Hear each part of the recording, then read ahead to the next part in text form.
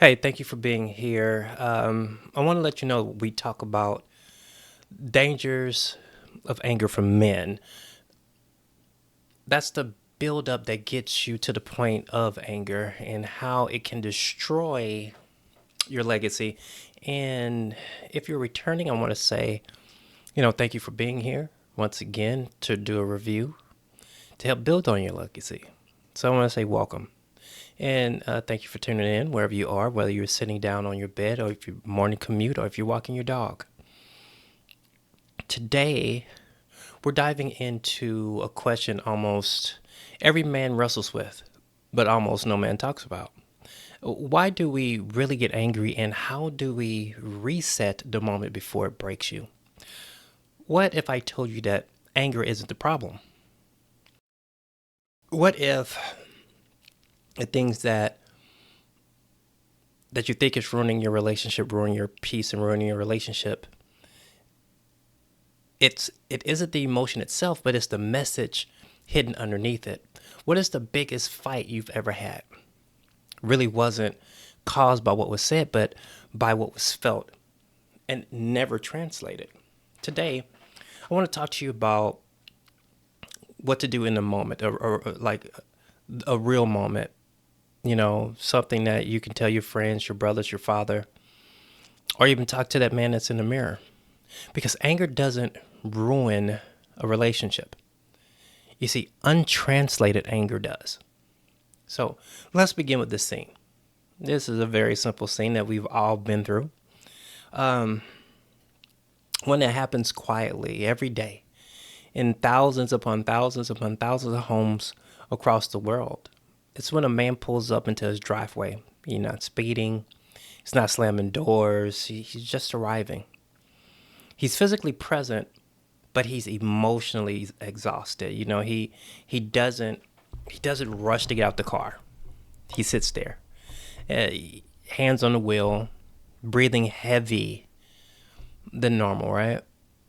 Not because he was afraid to go in the house, but because he's afraid of what's inside of him, which is pressure, which is responsibility, which is expectations, which is the the silent disappointment. Now, his phone rings. The screen light shows that he had missed calls, unread messages, and he also had deadlines he didn't create, but he still had to carry. He finally steps into the house. The hallway light is soft, the house is quiet, and then the moment happens. The words. The sentence that actually shifts the entire atmosphere. You never really present anymore. It's not yelled, it's not disrespectful, it's not even mean, but it cuts. It cuts deep, it cuts fast, and it cuts silently. Because what what he hears and what we all hear as men isn't the actual sentence. What we hear is that you don't care, you're failing, you're not enough. See, this is the point where anger begins. It's not in shouting, it's not in yelling, and it's not when voices and hand movements and panic is all over the place. Nah, that's not when everything happens. Anger begins in the quiet. It begins in the unseen. It's in the moment that something meaningful inside you feels attacked. You see, psychologist Dr. James Gross of Stanford University explains that emotions are not reactions to events. They are reactions to our interpretation of events. Meaning creates emotions. And feels when meaning feels dangerous, the body sounds an alarm, and anger is that alarm. Now, here's where the story gets real. Watch what happens next. Watch how men react. We act automatically, defensively, and without translation.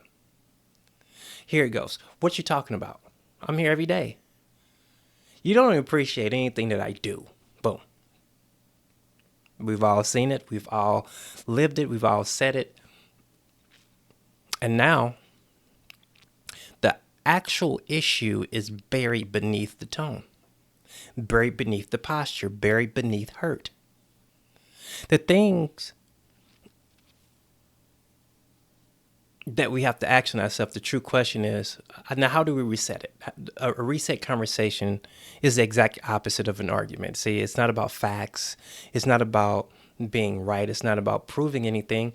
A reset conversation is the moment when you stop the emotional spiral and say, hold on, something deeper is happening here. And brother, to say this, reset doesn't mean that you surrender. Reset means leadership. So how do you reset anger? You slow it down internally before you react externally. You have to ask yourself these three questions. What just happened? What did this moment touch inside of me? And what do I actually need to say to be understood? See, this is the core of anger translation. So let's go back to the story. The trigger was a statement. You're never really present. The wound was my effort doesn't count. See, the needed response wasn't anger. It wasn't silence. It wasn't shutting down. It was acknowledgement. It was clarity, dignity. Here's what translation sounds like. When I hear that I'm not present, it hits me hard because I actually care. See, I need acknowledgement for what I'm doing before we talk about what needs to change. See, this is a reset conversation. This is translation. See, this is emotional maturity. Now let's answer the next question. Do you speak truth in anger? Most people don't. See, they speak fear, they speak pain, and they speak protection. Dr. Dan Siegel of UCLA found that when emotions spike, the brain's reasoning goes offline. See, what you're doing right now is that you're surviving. That's why anger often sounds like you always whatever, or you never whatever, or what's wrong with you, blah, blah, blah, blah, blah. But truth is rarely obsolete. Truth is specific. Truth is slower. Truth requires calm, not the big thing, right? It's nothing crazy. But here's the four things that you need to know about fight, flight, freeze, and fawn. These are the four things that happens in anger. See, fight is while you're angry, arguing and pushing back. Flight is leaving the moment. Freeze is shutting down. And fawn is giving into to avoid conflict. None of these resolve the wounds that you feel. Only translation does. So let's deepen the storyline. A few days pass, another disagreement, another argument, another misunderstanding, and another comment that stings. But this time, he pauses and he says, before we continue, I need to tell you why this feels heavy for me. See, the entire room shifts. The air softens, the energy shifts, because clarity lowers conflict every single time. See, according to the Gottman Institute, couples who use emotional translation reduce hostile conflict by up to 40%. Not because the other person changed, but because the one person changed the doorway into the conversation. See, this is the climax of the emotional arc. The moment where the man gains control instead of losing it. The moment where he becomes the leader instead of the reactor. See, this is what happens when anger is translated. Tone softens. Defensiveness drops. Listening increases and conversation lasts longer. See, you're not fighting to win. You're communicating to be understood. And that changes everything. Anger isn't something to eliminate. It's something to interpret. See, it's a signal, a message. It's actually a compass. See, untranslated anger destroys. Translated anger builds. Because once you understand what you feel, you can express what you mean. And once you can express what you mean, you can build the connection you actually want.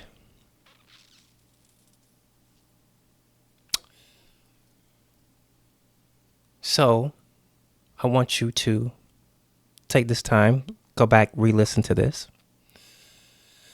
And I just wanted to let you know, brothers, if I had 1,000 tongues, I couldn't thank you enough for being here.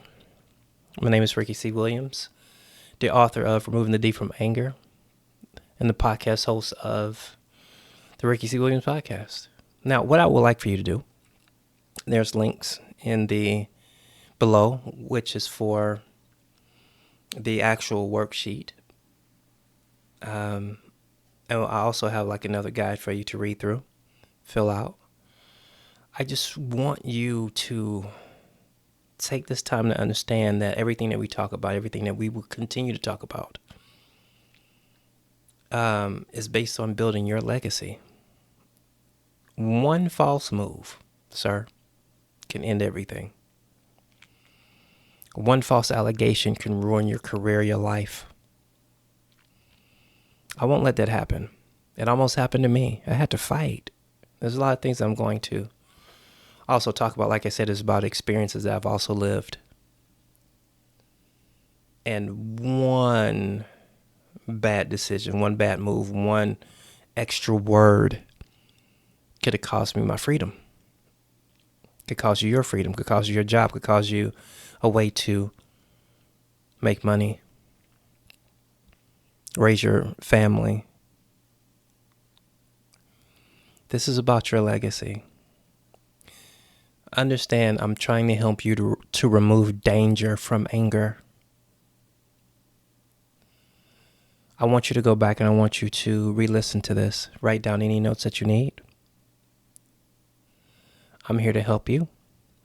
So there's going to be a link to subscribe to the podcast so you can listen. It's free. There's going to be an actual ebook per episode, each episode, per topic. I have to reemphasize that. And that's also free. Because I need you to get this. I need you to understand what's at stake. Every day you wake up as a man, your life is at stake. Your children's lives are at stake. And we have to learn how to maneuver through these hills and valleys, through these bumps in the road, through these potholes, so it won't break us. And when we do transition, our family, our children will be able to take what we learned and carry it on. It's up to us. So I end this by saying, I'm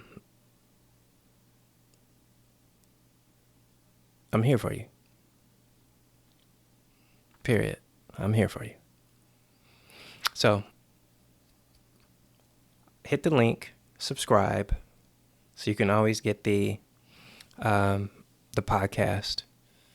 Know that every podcast comes with an ebook from here on out. I have some previous podcast episodes, and that's me figuring things out. But now I got it. I grasp it. So you're going to get a free ebook. And know that you are not your mistake. Whatever happened, you are not your mistake. Everyone makes them. No one's perfect. Don't let anybody beat you up over it. Now, I'm not going to give you a free pass to be a loser, but I am going to say we make mistakes. We're going to get up. A good man gets up 7 times, which means he's fallen 7 times. So let's constantly get up. I'm with you. I love you. Peace.